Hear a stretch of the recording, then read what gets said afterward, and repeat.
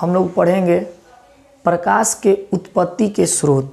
यानी कि इससे पीछे हम लोग पढ़े थे कि प्रकाश के माध्यम, कि जिसके सारे प्रकाश एक माध्यम से दूसरे माध्यम तक पहुंचता है। आज हम वो जानेंगे कि प्रकाश किस किस पदार्थ से निकलता है उसके बारे में। तो यहाँ पर देखिए टॉपिक लिखे हैं कि प्रकाश के उत्पत्ति के दो स्रोत हैं। यानी कि प्रकाश के निकलने का दो तरीका के स्रोत हैं। देखिए जैसे में पहला प्राकृतिक स्रोत। प्राकृतिक मतलब कि जिसने मानव ने नहीं बनाया, जिसको हम बोल सकते हैं गॉड गिफ्ट। तो प्राकृतिक स्रोत में आते हैं सूर्य, तारा, जुगनू। ये तो आप लोग समझ सकते हैं, सूर्य, तारा। और जुगनू मतलब एक जीव है, शायद आप लोग रात को देखते होंगे कि हल्का चमकता है, तो वो भी एक तरफ से प्राकृतिक स्रोत है। यानी कि इस सूर्य, तारा, जुगनू ये ऐसा पदार्थ है कि जिससे प्रकाश निकलता है। और ये सब पदार्थ जो है वह प्राकृतिक स्रोत है, यानी कि इसको हम गॉड गिफ्ट बोल सकते हैं। आगे देखिए कृत्रिम स्रोत। कृत्रिम स्रोत का मतलब ये हुआ कि जिसने मानव ने बनाया पदार्थ को और उस पदार्थ से प्रकाश स्वयं निकलता है। जैसे देखिए यहाँ पर बल्ब, मोमबत्ती, बहुत सारा एग्जाम्पल इसमें हो सकता है। लालटेन हो सकता है, बहुत सारे एग्जाम्पल हो सकते हैं। तो उसी में हम लिखे यहाँ पर दो पदार्थ के बल्ब और मोमबत्ती, जिससे प्राकृतिक कृत्रिम स्रोत कहते हैं, मतलब कि जो मानव ने बनाया। तो ये सब पदार्थ हैं जिससे प्रकाश उत्सर्जित होता है, निकलता है। आगे देखिए, आगे दिया कि प्रदीप्त पिंड। यहाँ पर जो दिया है पिंड, पिंड के मतलब होता है वस्तु या पदार्थ। तो यहाँ पर दिया प्रदीप्त पिंड। प्रदीप्त पिंड क्या है इसके बारे में जानिए कि वे पिंड, वे वस्तु जो कृत्रिम रूप से, कृत्रिम मतलब कि जो मानव ने बनाया हो, या प्राकृतिक रूप से, यानी कि गॉड गिफ्ट हम बोल सकते हैं, प्राकृतिक रूप से स्वयं प्रकाश उत्पन्न करते हैं। स्वयं मतलब खुद से ही प्रकाश निकालते हैं बाहर, यानी कि अपने आप से प्रकाश उत्सर्जित करते हैं। तो वे प्रदीप्त पिंड कहलाते हैं। मतलब वैसे वस्तु, वैसे पदार्थ जिससे स्वयं प्रकाश निकलता है, उस वस्तु को, उस पदार्थ को प्रदीप्त पिंड कहते हैं। जैसे देखिए बल्ब हो गया, मोमबत्ती हो गया, सूर्य हो गया, तारा हो गया, ये सब से खुद से प्रकाश निकलता है। तो ऐसे सब पदार्थ को हम प्रदीप्त पिंड कहते हैं। एक है आपका अप्रदीप्त पिंड।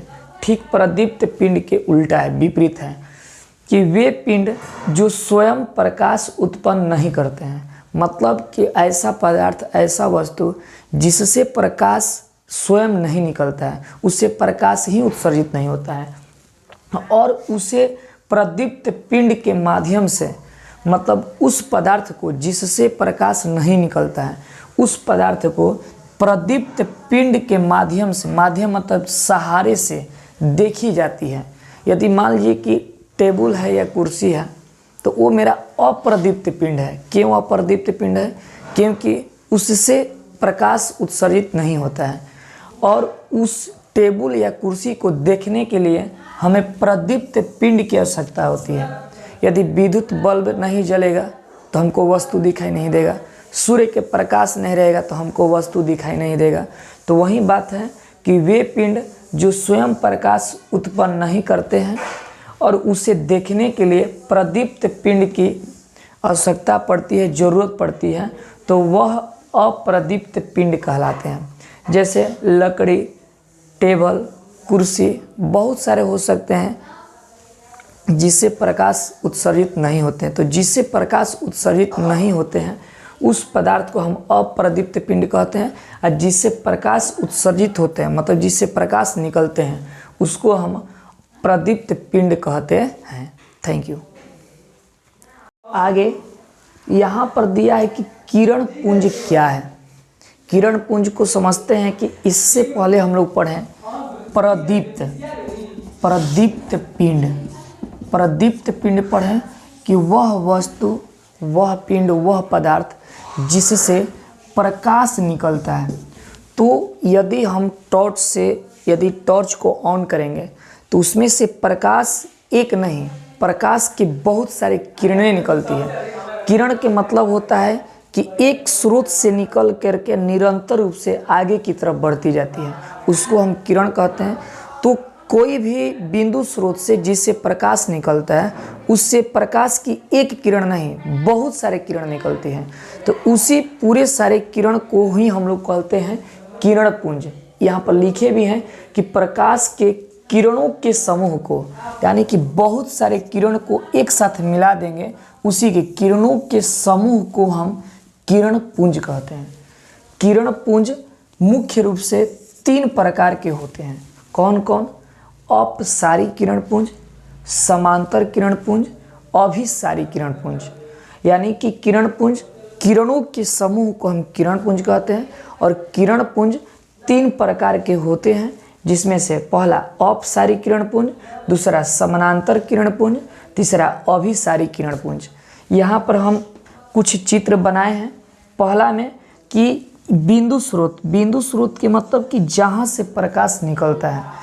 यदि प्रकाश एक बिंदु स्रोत से निकल करके निरंतर रूप से आगे की तरफ फैलता जाता है, तो जब एक बिंदु से प्रकाश निकल करके आगे की तरफ फैलता जाएगा, तो इस प्रकाश के किरण पुंज को हम अपसारी किरण पुंज कहते हैं। एक बिंदु से निकले और आगे की तरफ फैलता जाए, उसको हम अपसारी किरण पुंज कहते हैं।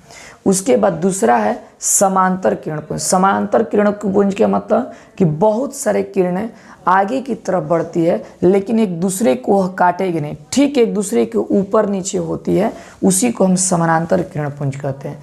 और ये समानांतर किरण पुंज सूर्य से, तारा से जो प्रकाश पृथ्वी तक आती है, ऐसे तारा तो नहीं आती है उसके प्रकाश, बट हमको महसूस होता है कि उसका प्रकाश पृथ्वी के धरातल पर पहुंच रही है।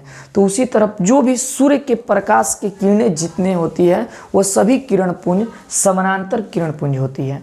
उसके बाद तीसरा जो है मेरा अभिसारी किरण पुंज। अभिसारी किरण पुंज अपसारी किरण पुंज के ठीक उल्टा है, ओपोजिट है। ये क्या होता है कि बहुत सारे किरण पुंज को हम क्या करते हैं कि बहुत सारे किरणों को एक बिंदु पर एकत्रित करते हैं, तो ऐसे किरण पुंज को हम अभिसारी किरण पुंज कहते हैं।